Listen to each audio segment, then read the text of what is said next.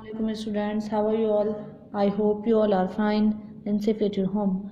I am your science teacher, Ms. Ramsha, and today we will study unit number 10, exercise sound. If you remember a student, in my last video, we will solve the question answer, choose the best and match the column. But today we will solve the fill in the blanks and true false. So first blanks is sound is mean of dash. The right answer is communication. So write here communication. Second, when we speak or shout, our vocal cords dash. Student you know आपको पता है जब हम बोलते हैं और चिल्लाते हैं तो हमारे वोकल कोड्स क्या होते हैं? Vibrate. So right here vibrate. Third blank is a dash is a rapid to and fro movement. कौन सी चीज़ है जो टू एंड फ्रो मूवमेंट करती है? The right answer is vibration. Right here vibration. Fourth is dash is a particular quantity that tells the way a sound is heard. कौन सी चीज़ है particular quantity जो है जो हमें साउंड को सुनने में मदद करती है? The correct answer is tone. Right here tone. Last is the compression is the area of the particles are crowded together. कि वो कौन सा पार्टिकुलर एरिया है जहाँ पर एयर पार्टिकल्स क्राउडेड होते हैं? Student you know compression is the right answer. Right here compression. ये 5 ब्लैंक्स जो आपको अपनी नोटबुक में एज इट इज़ इसी तरीके से कॉपी करनी है. Next true false.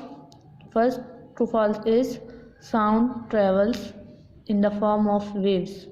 साउंड जो है वो in the form of waves travel करता है. Students do you know sound जो है वो in the form of waves ही ट्रेवल करता है. So it is the correct statement. So right here true. Second is there are many different sounds in the environment. के environment में different sounds जो है पाए जाते हैं. This is the right statement. So right here true. Third, we can hear an echo in a well furnished room. आपको एक well furnished room के अंदर इको प्रोड्यूस हो सकता है. Student do you no? Yes. ये इनकरेक्ट स्टेटमेंट है क्योंकि वेल फर्निश्ड रूम के अंदर इको प्रोड्यूस नहीं होता. एक खाली एम्प्टी रूम के अंदर इको जो है वो आवाज़ गूंजती आवाज़ प्रोड्यूस होती है. So this is the incorrect statement. So right here false. Fourth, the more energy a sound wave carries lower the amplitude. वो साउंड वेव जो कि ज़्यादा एनर्जी को कैरी कर रही होती है उसका एम्पलीट्यूड जो है वो लोअर होता है. स्टूडेंट्स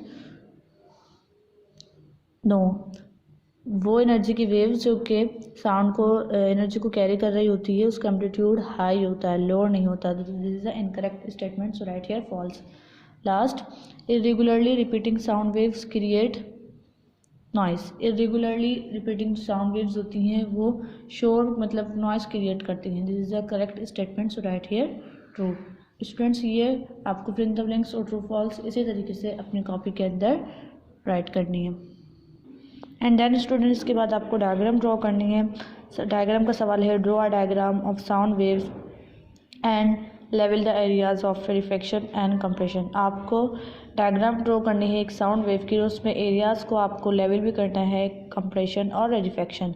जैसे कि आपको पता है कि वो साउंड वेव जहाँ एयर पार्टिकल्स क्राउडेड होते हैं वो एरिया कंप्रेशन कहलाता है, और जहाँ जो एयर पार्टिकल्स हैं वो एक दूसरे से स्प्रेड आउट होते हैं, दूर दूर होते हैं, वो एरिया आपके पास क्या कहलाता है? रिफ्लेक्शन. तो ये डायग्राम आपको अपनी कॉपी के अंदर बिल्कुल as it is computer sheet पे इसी तरीके से ड्रॉ करनी है. नेक्स्ट आपके पास एक्टिविटी है how an eco is produce and heard. Show by diagram. कि इको जो है वो किस तरीके से प्रोड्यूस होती है, हमें सुनाई देती है, ये आपको डायग्रामेटिकली आपको ड्रॉ करना है. जैसे आपने क्लैप किया, आवाज़ जो है वो साउंड वेव्स जो है वो इस वॉल से जाके टकराई, फिर टकरा के जो है ये साउंड वेव्स आपके ईयर पे जब पड़ी है ड्रम पे तो आपको इसकी आवाज़ जो है वो सुनाई दी. तो बिल्कुल इसी तरीके से ये आपको एक्टिविटी जो है वो इसी तरीके से ड्रॉ करनी है अपनी कॉपी में. Hopefully student you understand my lecture. Inshallah we will meet you in another video with another topic. Till then take care and Allah Hafiz.